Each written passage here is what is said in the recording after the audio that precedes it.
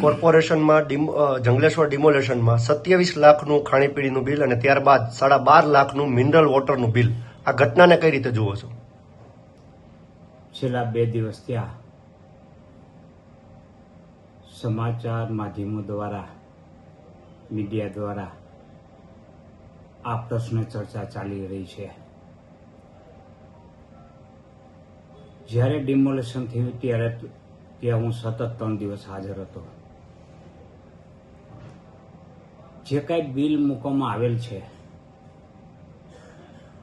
તે બિલ માનવીય રીતે જોતા કે જ્યારે સ્થાનિક પ્રજા પોતાનો આશિયાનો તૂટી રહી હોવાથી દુઃખ અનુભવતી હતી, ચીસો, રાડો, ચીચિયારી પાડી રહી હતી, રોઈ રહી હતી, એવા સંજોગોની અંદર કાજુ કતરી જેવી મીઠાઈઓ, ખજૂર રોલ, સમોસા, આની મેજબાની શું યોગ્ય હતી? આ થવું જોઈએ? આ તદ્દન અમાનવીય હતું.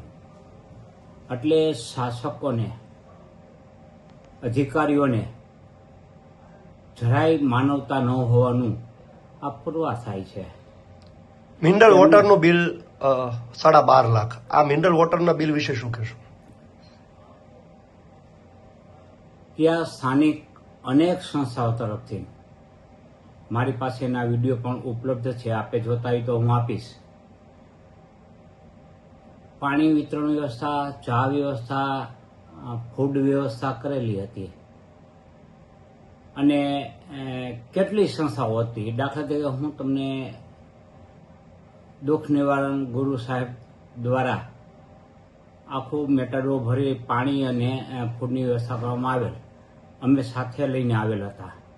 એટલું જ નહીં, ત્યાંના સ્થાનિકો દ્વારા રસોડાઓ પણ ચલાવવામાં આવે અને પાણીની વ્યવસ્થા પણ કરવામાં આવે.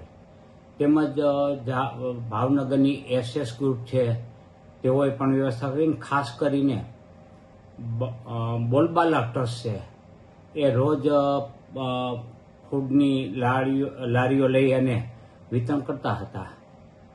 તો આ જે એમાં ભેદભાવ નહોતો, કર્મચારીઓ કે ત્યાંની સ્થાનિક લોકો છે એ તમામને આપ્યા છે. વિડીયો છે આપણી પાસે. તેમ છતાં આવું જબરું જબરજસ્ત બિલ શા માટે? અને એમાંય ખાસ કરીને કહેવાનું છે કે 4,600 જે ફૂડ પેકેટ છે, જેનો 150 રૂપિયા ભાવ ગણ્યો છે, એ સ્થાનિક લોકોને પીરસવામાં આવ્યું. પણ આપ જોઈને તપાસ કરો, ત્યાં એક પણ ફૂડ પેકેટ, પ્રેમવતીનું જે કહેવાય છે, એક પણ ફૂડ પેકેટ સ્થાનિકોને આપવામાં આવ્યું નથી. તેમ છતાં સ્થાનિકોના નામે કોણ ખાઈ ગયું? 15 રૂપિયાની અડધી ચાના 21 રૂપિયા બિલમાં દર્શાવ્યા છે. આરાધના ટી સ્ટોલ. આને કઈ રીતે જુઓ છો આપ?